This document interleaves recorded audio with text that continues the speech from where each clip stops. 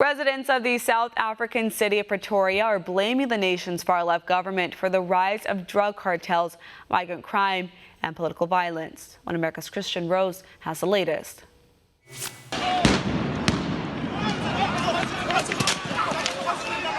Violent riots enter their third day in South Africa's administrative capital of Pretoria amid an ongoing rise in crime under the far-left government of the African National Congress. Pretoria police fired rubber bullets at raging crowds Thursday in an attempt to stop the outbreak of looting, arson and vandalism. The clashes broke out after a conflict between a local taxi union and a migrant gang that's allegedly involved in smuggling and sales of illicit drugs. But regarding the taxi industry, the concerns they are having, later on in the day, we'll find some space between this busy schedule to get meet with the leadership so that we can establish exactly what is the problem. On Tuesday, members of the gang killed a taxi driver during a rally that called on the South African government to crack down on drugs in Pretoria.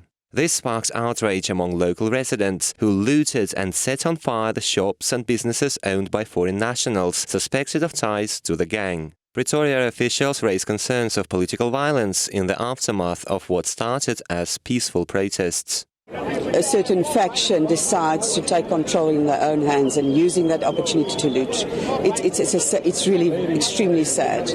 And I think that inherent, that's maybe one of the big concerns and problems in our society today. And while we're sitting with so much violence in our country, not just in the city. The taxi union is calling on Pretoria police to prioritize the probe into the murder of its member and break up the drug smuggling ring. Meantime, some say the riots could have political and racial motives behind them. Members of the opposition-majority Tshwane City Council that governs in Pretoria say a crackdown of a migrant drug smuggling ring could stir resentment towards the ANC. South Africa's ruling party has faced accusations of high corruption, and some say government officials were involved in drug sales, while the riots were a result of a false flag provocation. The police were involved. The police were wearing civilian clothes. They spoke to the people and gave drugs to people to sell for them. They usually use drug addicts to sell drugs for them. And while we are fighting, our police are working with these criminals from Nigeria. Local authorities say criminal gangs have seized on the discontent among Pretoria residents that eventually led to the looting and destruction of private property.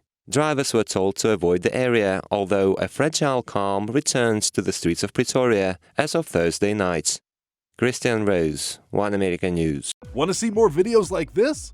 Click on the link below and subscribe to One America News on YouTube, and call your cable provider and kindly demand that One America News is added to your lineup.